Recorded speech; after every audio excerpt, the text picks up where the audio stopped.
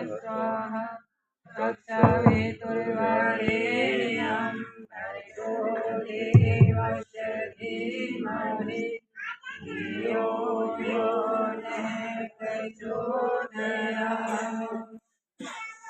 तूने हमें उत्पन्न किया, पालन कर रहा है तू, तुझसे ही पाते प्राण सब, दुखियों के कष्ट हरता तू। तेरा महान तेज है छाया हुआ सभी स्थान, सृष्टि के वास्तु में तू हो रहा है विद्यमान। तेरा ही धरते ध्यान हम मांगते तेरी दया, ईश्वर है हमारी बुद्धि को श्रेष्ठ मार्ग पर चला, दाता हमारी बुद्धि को श्रेष्ठ मार्ग पर चला। दोपहर काल की वेला में स्वर्गीय आदरणीय माता श्रीमती रेशमा जी की सादर श्रद्धांजलि सभा में उपस्थित ये समस्त आर्य परिवार, सगे संबंधी, अन्य बंधुजन, हमारे विद्वान आचार्य भाई श्रीनंद किशोर जी, भाई विद्वान जी शास्त्री, हमारे स्नेहमय तारखा से भाई रामेश्वर जी के स्तोत्र सुनील शास्त्री, मेरी माताओं, मेरी बहन, आज हम इस समय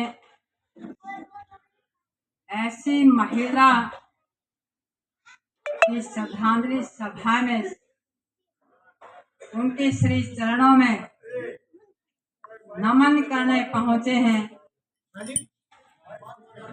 आवाज नहीं आ रही। यदि मैं उन्हें ये कहूं कि एक सशक्त महिला, यथा नाम तथा गुण, रेशमा रेशम जैसी डोर, रेशम के धागे की तरह मजबूत, जिसके जीवन में अभिमान नहीं, अहंकार नहीं, बल्कि स्वाभिमान था। 34-35 वर्षों से लगभग माता जी के सानिध्य में इनका आशीर्वाद मुझे मिलता रहा। मैं यहाँ आती थी या ये वहां जाते थे तो घंटों भर चर्चा चलती थी। काहे की घर परिवार, उसके बाद घर परिवार में सुधार कैसे हो, संस्कार क्या हो, शिक्षा की बात चलती थी, ज्ञान मिलता था, बड़ा अच्छा लगता था। जब बातें करते थे तो बोलती थी कि बेटे मैंने कमाया बहुत, लेकिन स्वाभिमान के साथ, क्योंकि माता जी कमाया हुआ तो सामने नजर आ रहा है। सबसे बड़ा यही नहीं, इनके साथ जितना प्रेम, जितना स्नेह बेटी से ज्यादा इन्होंने मुझे दिया, उतना ही मामा अमीलाल जी, शायद जिसके हाथ में लाठी वही होंगे, मैं आपको नमस्ते करती हूँ।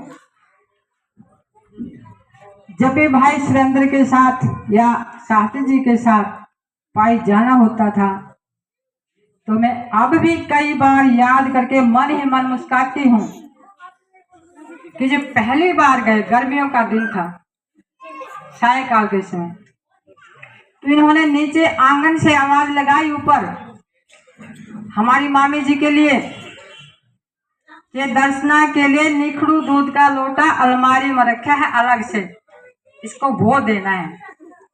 मुझे बड़ी आश्चर्य हुई, हैरानी हुई। मैंने पूछा मामा जी से हंसते हुए कि मामा जी आपको ये क्या पता?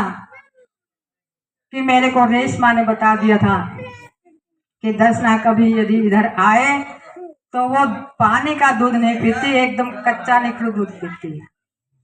ये था इनका स्नेह, ये था इनका प्यार था, इनकी यादें।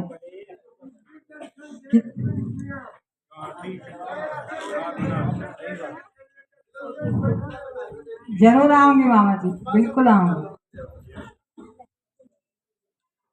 इन माता जी के श्री चरणों में रह करके इस परिवार ने जो उन्नति की, जो प्रगति की, वो सब आपके समक्ष है। बुजुर्ग हमारे लिए आदर्श होते हैं, ऊर्जा के प्रेरणा स्रोत होते हैं, सभ्यता और संस्कृति के प्रतीक होते हैं। इन बुजुर्गों का मान सम्मान, सेवा शुश्रूषा करना संतान का धर्म ही नहीं, हार्दिक कर्तव्य भी बनता है। और मैं उसके लिए इस परिवार को, जिसने उनके स्वाभिमान को बरकरार रखते हुए बहुत सेवा की, और सेवा के बाद आर्य विचारधाराओं का ये परिवार रहा है। आर्य विचारधारा को लेकर के जो पारंपरिक परंपराएं इन्होंने निभाई हैं,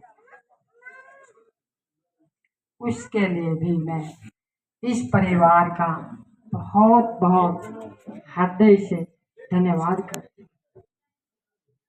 क्योंकि शुरू के दिन से आज के दिन तक जो यज्ञ हवन चलता रहा, आपस में चर्चाएं चलती रही, सेवाएं होती रही, अतिथि मेहमानों के प्रति जो उन्होंने प्यार दर्शाया है, वो सब दो भाइयों को सीखने को मिलेगा। उनका भी जीवन में कुछ ना कुछ सुधार ही आएगा। मेरी माता आचार्य जी कह ही रहे थे, संक्षेप में कह ही रहे थे कि जन्म लिया है मरेगा भी, ये दुनिया आनी जानी है। ये दुनिया एक ऐसा यज्ञ है जिसके अंदर हर प्राणी अपने अपने कर्मों के अनुसार पाप पुण्य के या धर्म कर्म की आहुति डाल करके चला जाता है। यज्ञ करते हैं हम, सभा के बाद इदम न मम आता है कि मेरा मुझ में कुछ नहीं, जो कुछ है सो तोड़, तेरा तुझको सौंपता क्या लागत है मोर। आदरणीय माता जी 97 वर्ष की सेवा पार करते हुए हमसे इन्हीं शब्दों को चरितार्थ करते हुए विदा ले गए। उनके जीवन से